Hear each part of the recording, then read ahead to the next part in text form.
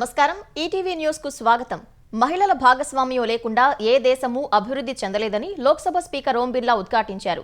మహిళా శక్తి కారణంగానే నేడు ప్రపంచంలో భారత్ ముఖ్య దేశంగా అవతరించిందని వెల్లడించారు. ఓం బిర్లా ఆధ్వర్యంలో తిరుపతిలో వికసిత్ భారత్ కు మహిళా నాయకత్వం నినాదంతో తొలి జాతీయ మహిళా సాధికారత సదస్సు నిర్వహించారు. ఈ సదస్సుకు అసెంబ్లీ స్పీకర్, ఎమ్మెల్యేలు, ఎమ్మెల్సీలు, ఎంపీలు, కూటమి నేతలు, వివిధ రాష్ట్రాల ప్రతినిధులు హాజరయ్యారు. మహిళా సాధికారత ఒక రోజులో సాధ్యం కాదని, అనేక కార్యక్రమాలు చేపడుతూ ఉంటేనే సాధించవచ్చని ఓం బిర్లా తెలిపారు. 50% మహిళలను ఆర్థికంగా బలోపేతం చేసినప్పుడే వికసిత భారత్ లక్ష్యం చేకూరుతుందని అన్నారు.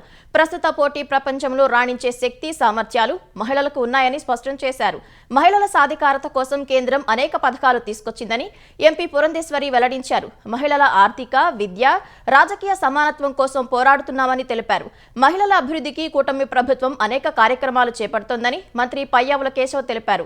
పథకాల అమలు ద్వారానే మహిళా సాధికారత సాధించలేమని, అందుకోసం ప్రతి ఒక్కరూ కృషి చేయాలని కోరారు. వైసీపీ హయాంలో ఏపీలో అవినీతి రాజ్యమేలిందని బీజేపీ జాతీయ అధ్యక్షుడు జేపీ నడ్డా ఆరోపించారు. కూటమి ప్రభుత్వం అధికారంలోకి వచ్చాక పరిస్థితులను చక్కదిద్దుతున్నామని వెల్లడించారు. విశాఖలో నిర్వహించిన సారథ్యం బహిరంగ సభలో బీజేపీ కార్యకర్తలు, ప్రజాప్రతినిధులతో పాటు నడ్డా పాల్గొన్నారు. డబుల్ ఇంజన్ సర్కార్తో ఏపీని అభివృద్ధి చేస్తున్నామని మంత్రి సత్యకుమార్ అన్నారు. కేంద్రం, రాష్ట్రంలో సమర్థమైన నేతలు పరిపాలిస్తున్నారని పేర్కొన్నారు. ఏపీలో భౌగోళికంగా బీజేపీని ఇంకా విస్తరించాల్సిన అవసరం ఉందన్న సత్యకుమార్ ఇందుకు కార్యకర్తలు బాధ్యత తీసుకోవాలని పిలుపునిచ్చారు. ప్రధాని నరేంద్ర మోదీ, సీఎం చంద్రబాబు నేతృత్వంలో ఏపీ ప్రగతి పథంలో నడుస్తోందని జేపీ నడ్డా స్పష్టం చేశారు. వైసీపీ అవినీతి పాలనకు చంద్రబాబు, మోదీ చర్మగీతం పాడారని చెప్పారు. సబ్కా సాథ్, సబ్కా విశ్వాస నినాదంతో పనిచేస్తున్నామని నడ్డా వివరించారు. గుంటూరు జిల్లా తురకపాలెంలో సేకరించిన తాగునీటి నమూనాల్లో యురేనియం అవశేషాలు ఉన్నట్లు తెలుస్తోంది. కొన్ని నెలల కాలంలో తురకపాలెంలో చోటు చేసుకున్న అంతుచిక్కని మరణాలు, తీవ్ర అనారోగ్య సమస్యలకు యురేనియం అవశేషాలు కలిసిన జలాలు కూడా కారణమని చెన్నై ప్రయోగశాలలో చేసిన పరీక్షలో నిర్ధారణ అయినట్లు సమాచారం.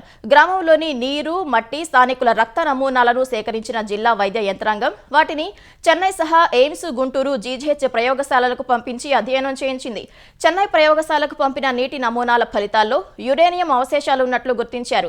చుట్టూ రాళ్ల క్వారీలు ఉండటం, వాటిలోనే ఈ పరిసర ప్రాంత వాసులు పనిచేస్తుండటం, ఇక్కడ క్వారీ గుంతల్లోని నీటిని పలు సందర్భాల్లో వాడటంతో సమస్య ఉత్పన్నమైనట్లు తెలుస్తోంది. స్ట్రాన్షియం అనే మూలకంతో పాటు ఈకోలై బ్యాక్టీరియా కూడా నీటిలో ఉన్నట్లు గుర్తించారు. తొలుత గ్రామంలో సేకరించిన నీటి నమూనాల పరీక్ష ఫలితాల్లో ఒక్కచోట మినహా ఎక్కడా బ్యాక్టీరియా ఆనవాళ్లు లేవని అధికారులు ప్రకటించారు. చెన్నై నివేదికలో మాత్రం అందుకు భిన్నంగా ఫలితాలు వచ్చాయి. తాగునీరు, ఆహారం ద్వారా ఈ యురేనియం అవశేషాలు మానవ దేహంలోకి చేరితే ముందుగా మూత్రపిండాలకు నష్టం కలుగుతుంది. చర్మ సంబంధ సమస్యలు తలెత్తుతాయి. కాలేయం, ఊపిరితిత్తులు, మెదడు, ఎముకలను దెబ్బతీయడం ద్వారా ప్రాణాంతకంగా పరిణమించవచ్చని వైద్యులు చెబుతున్నారు.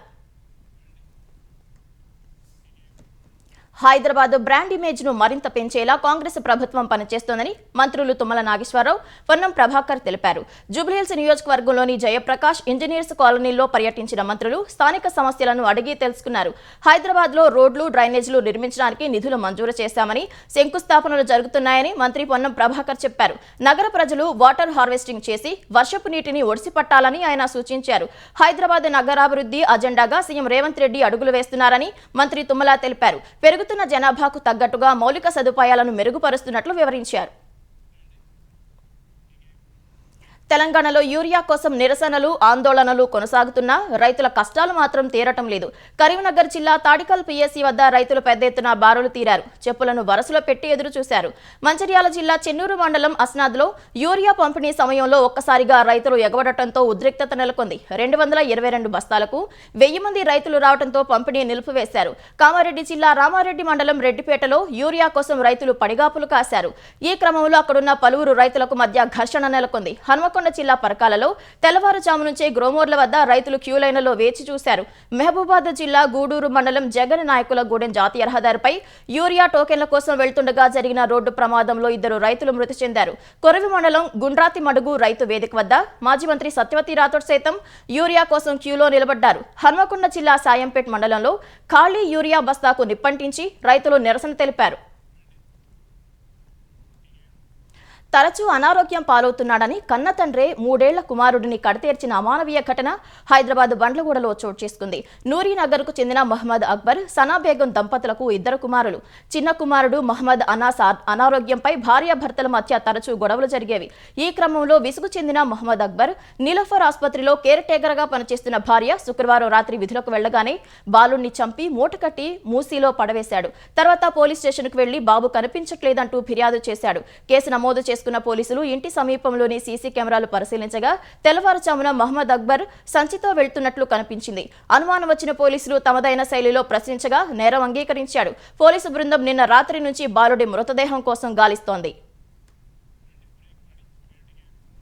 ఆపరేషన్ సింధూర్ సమయంలో భారత్ ధ్వంసం చేసిన ఉగ్ర స్థావరాలను పాకిస్తాన్ శరవేగంగా పునర్నిర్మిస్తోంది. మురీద్కేలోని లష్కరే తోయిబా ప్రధాన ఉగ్ర స్థావరం పునర్నిర్మాణానికి పాక్ ప్రభుత్వం 4 కోట్లు కేటాయించినట్లు నిఘా వర్గాలు గుర్తించాయి.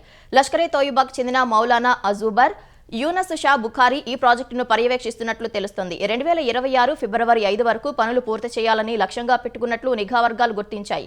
లష్కరే తోయిబా సభ్యులు ఇటీవల వరద సాయం పేరుతో సేకరించిన విరాళాలను ఉగ్రస్థావర పునర్నిర్మాణానికి వాడుతున్నట్లు తెలుస్తోంది. గతంలోనూ ఈ తరహాలోనే విరాళాల సేకరణ జరిగింది. 2005లో భూకంప బాధితుల కోసం సేకరించిన విరాళాల్లో 80% ఉగ్రవాద శిబిరాల నిర్మాణానికి వినియోగించినట్లు సమాచారం. చైనాపై 100% సుంకాలు విధించాలని నాటో దేశాలకు అమెరికా అధ్యక్షుడు ట్రంప్ సూచించడాన్ని చైనా తప్పుపట్టింది. యుద్ధాలు సమస్యల్ని పరిష్కరించలేవని, ఆంక్షలు వాటిని మరింత క్లిష్టతరం చేస్తాయని వివరించింది. వాణిజ్య అడ్డంకులను తొలగించేందుకు, రాజకీయ పరిష్కారం కోసం శాంతి చర్చలను ప్రోత్సహించేందుకు కట్టుబడి ఉన్నామని చైనా విదేశాంగ మంత్రి వాంగ్ యీ వ్యాఖ్యానించారు. చైనా ఎప్పుడూ యుద్ధాల గురించి ఆలోచించదని తెలిపారు. బహుళ ధ్రువ ప్రపంచ నిర్మాణానికి ప్రాముఖ్యతను ఇస్తూ బహుపాక్షికతను బలోపేతం చేద్దామని, ఐరాసా చార్టర్లోని ఉద్దేశాలు, సూత్రాలను సంయుక్త కాపాడుకుందామని పిలుపునిచ్చారు. ప్రస్తుత కాలంలో అంతర్జాతీయ పరిస్థితులు నిరంతర సంఘర్షణలతో కూడుకొని ఉన్నాయన్న వాంగ్ యీ చైనా, ఐరోపాలు శత్రువులుగా కాకుండా మిత్రులుగా ఉండాలని పిలుపునిచ్చారు. ఒకరినొకరు ఎదుర్కోవటానికి బదులుగా పరస్పరం సహకరించుకోవటం వల్ల మేలు జరుగుతుందన్నారు. నిరంతరం భారీ మార్పులకు గురవుతున్న ప్రస్తుత శతాబ్దంలో సరైన ఎంపికను నిర్దేశించుకోవడం అనేది ఇరువైపులా ప్రజల పట్ల నెరవేర్చాల్సిన బాధ్యతలను తెలియజేస్తుందని వాంగ్ యీ వివరించారు.